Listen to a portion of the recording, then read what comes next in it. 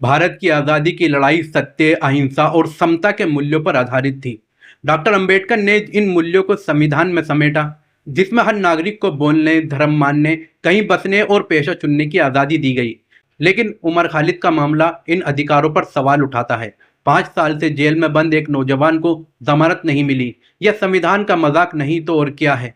उमर खालिद की पहचान कभी जवाहरलाल नेहरू विश्वविद्यालय जेएनयू के एक होनहार छात्र और सामाजिक राजनीतिक कार्यकर्ता के रूप में थी, लेकिन आज वे भारत के न्याय व्यवस्था पर लगे सवालिया निशान की तरह हैं। उमर खालिद लगभग 5 साल से उन आरोपों के तहत बंद हैं जो पहली नज़र में मजाकिया और सबूतों से खाली नजर आते हैं। अमरावती के जिस भाषण में उमर ने शांतिपूर्ण विरोध और संवैधानिक अधिकारों की बात की, वे दिल्ली पुलिस की नज़र में दिल्ली में हिंसा भड़काने की वजह थी। सरकार की नज़र में देशद्रोही उमर खालिद ने बीते 11 अगस्त को अपना 38वां जन्मदिन तिहाड़ जेल में बनाया। लगातार 5वां जन्मदिन था जो जेल की सलाखों के पीछे बीता। सरकार के तमाम मानकों पर दिल्ली का जवाहरलाल नेहरू विश्वविद्यालय आज भी सर्वश्रेष्ठ स्थान रखता है। विद्यार्थियों में क्रिटिसिज्म तर्क जगाने के लिए मशहूर रहे इस विश्वविद्यालय से उमर ने आदिवासियों का जोर और झारखंड राज्य का निर्माण विषय पर अपनी पीएचडी पूरी की।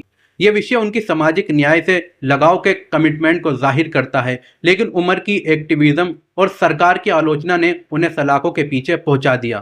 13 सितंबर 2020 को दिल्ली पुलिस ने उमर खालिद को गैर कानूनी गतिविधि रोकथाम अधिनियम यूपीए के तहत गिरफ्तार किया। आरोप था कि फरवरी 2020 में उत्तर पूर्वी दिल्ली में हुई हिंसा के पीछे उमर मुख्य साजिशकर्ता थे, लेकिन सबूत बताते हैं कि उमर उस समय दिल्ली में थे ही नहीं। वे अमरावती में एक शांतिपूर्ण सभा को संबोधित कर रहे थे। दिल्ली पुलिस की चार्जशीट में उमर पर आरोप लगाए गए आरोप का कोई ठोस सबूत नहीं है। उमर पे जो आरोप है उसका जवाब कुछ यूं दिया जाता है।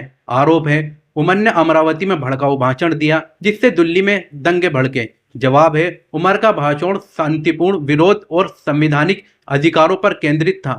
उमर ने भाषण में कहा था, हमें नफरत के खिलाफ प्यार से लड़ना है। ये देश प्रेम को दर्शाता है, ना कि हिंसा को।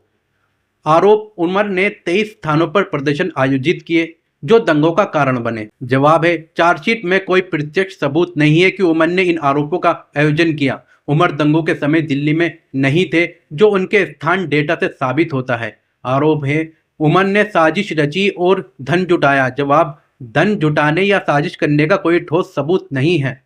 आरोप उमर ने सोशल मीडिया के जरिए हिंसा भड़काई। जवाब, कोई भी पोस्ट या संदेश नहीं पेश किया गया जो हिंसा को भड़काता हो। कई न्यायविदों ने इन आरोपों को खोखला और सबूतों से रहित बताया। वरिष्ठ अधिवक्ता प्रशांत भूषण ने कहा, उमर का मामला दमनकारी कानूनों के तहत असहमति को कुचलने का उदाहरण है। 5 साल से उमर जेल में है, लेकिन उनका मुकदमा अभी तक शुरू नहीं हुआ। उनकी जमानत याचिकाएं बार बार खारिज हुई। मार्च 2022 में कड़कड़डुमा कोर्ट, अक्टूबर 2022 में दिल्ली हाई कोर्ट और सुप्रीम कोर्ट में, फरवरी 2024 तक उनकी जमानत याचिका 14 बार स्थगित हुई। यूएपीए के प्रावधान इतने सख्त हैं कि बिना जमानत के किसी को सालों तक जेल में रखा जा सकता है। उमर को केवल एक बार दिसंबर 2024 में अपने रिश्तेदारों की शादी में शामिल होने के लिए 7 दिन की अंतरिम जमानत मिली थी। सुप्रीम कोर्ट का सिद्धांत जमानत नियम है, जेल अपवाद है। उमर के मामले में उल्टा हो गया है।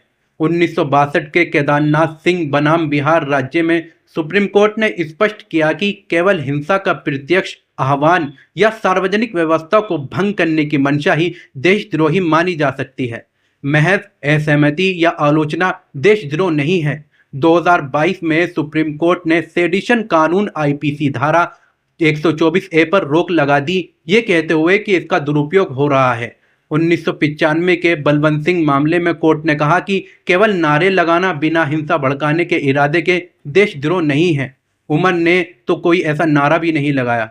उमर के अमरावती भाषण में देश प्रेम की भावना साफ झलकती है। उमर ने कहा था, हमें गांधी के सत्य और अहिंसा के रास्ते पर चलना है। यह देश हमारा है और हम इसके लिए लड़ेंगे शांतिपूर्ण तरीके से। नफरत को प्यार से हराना है, हिंसा से नहीं।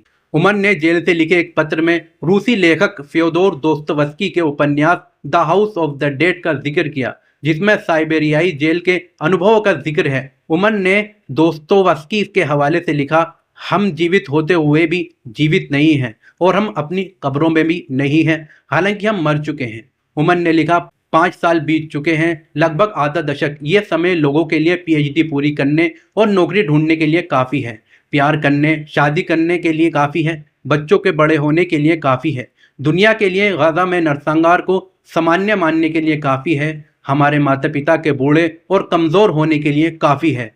जिस तरह से सरकार उन्हें जमानत देने से इनकार कर रही है, उससे यह साफ है कि जब तक प्रधानमंत्री नरेंद्र मोदी सत्ता में हैं, उन्हें जेल में ही रखा जाएगा।